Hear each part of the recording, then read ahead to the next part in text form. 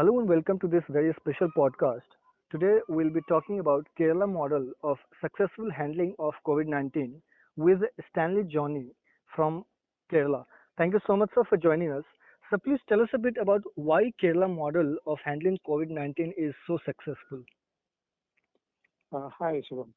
Uh, See, if you look at how Kerala handled the whole situation, Hmm.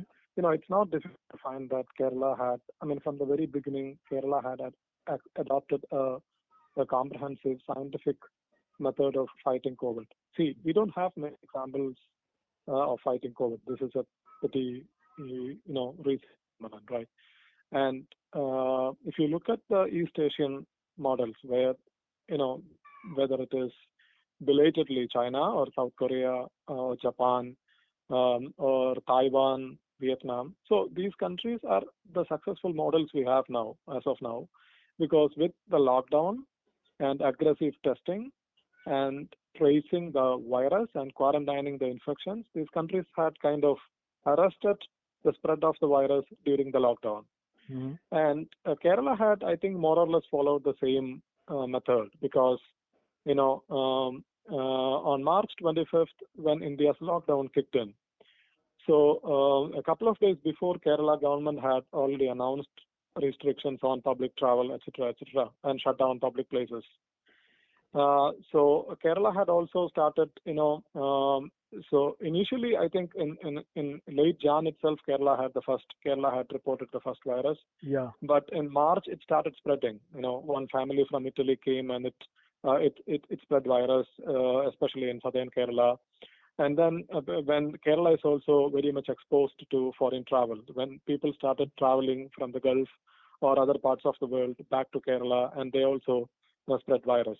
So what Kerala did was that Kerala had identified them, potential carriers, and then quarantined them, and they also traced the infections. Like they also, traced all those people who came to contact with these potential carriers and quarantined them, put them under observation. So this is a gigantic task, actually, with a state with this kind of Yeah. population density, high population density, and Mhm. exposed to foreign countries. But I think the Kerala government had successfully adopted it, successfully accepted this practice. So, And what? yeah. Yeah, So, sir, I was just asking, why is it that only Kerala is getting successful at this approach? Why not other states in India? Also, to mention that yeah, New York also has yeah, like equivalent population or even more than this. Also has a better infrastructure than Kerala. But then again, yeah, this is even defeating the New York City in handling yeah, COVID-19 situation and the other states in India. Why Kerala is yeah. leading? Yeah. So the New York comparison has its, plus and minus. In a sense, New York City is much more exposed to, other foreign capitals Mm-hmm. than Kerala. That is one thing. Mm-hmm. And at the same time, we don't know whether there are different strains of the virus. Mm-hmm. We don't know about the immunity of the local population. These factors are there, but there is also a point. The point is that if you look at New York State Mm-hmm. and if you look at Kerala as a state, Mm-hmm. Kerala's population density is more than New York State's. Mm-hmm. You know, and still Kerala managed to do this, and Kerala managed to do wonders. Especially when you compare Kerala's fight back against COVID with most of the Western countries. And sorry to interrupt you, sir. That too Yeah, without having put any other sector in trouble, like migrant crisis. That also yeah, it has handled better, like migrant guests. Why? Like yeah. I just want to. I'm so curious and understanding from you. Why is it only Kerala and not any other state? Like even Karnataka, who has had a video conference very soon with the officials in Kerala, who wanted to Yeah, understand how Kerala has managed to do that. So how it is different yeah, from other states in this country, like national level.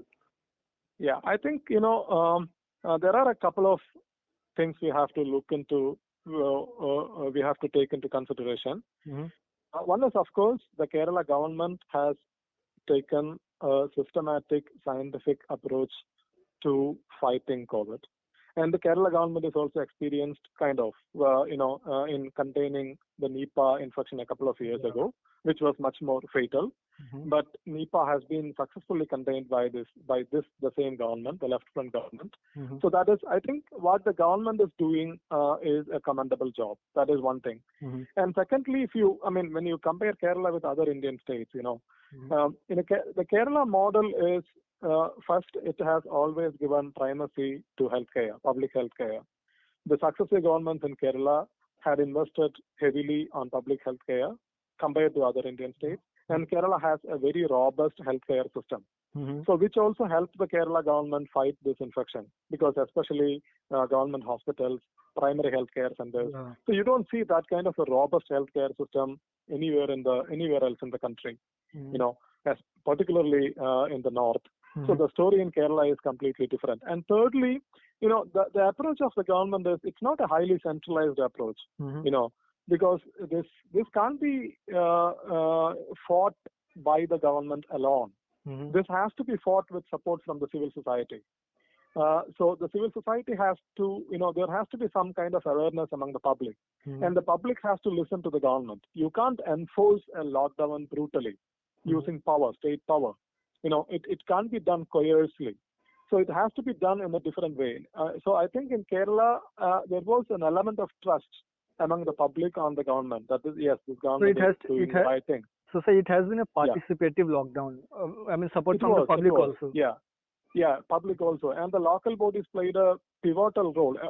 Again, if you look at Kerala, Kerala is, I think, where this three-tier system, the local bodies, Mhm. and the decentralization of power. No Indian state has established this, implemented Mhm. decentralization of power like Kerala did.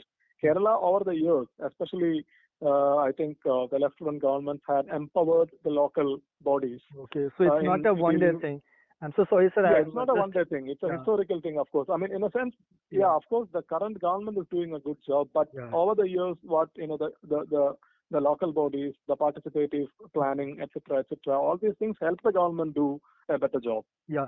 So sorry, I'm just a last question because of the paucity of time. So what can Yeah, nation and this country and other states learn and implement from Kerala at this point in time when it is getting very serious in handling the situation? yeah.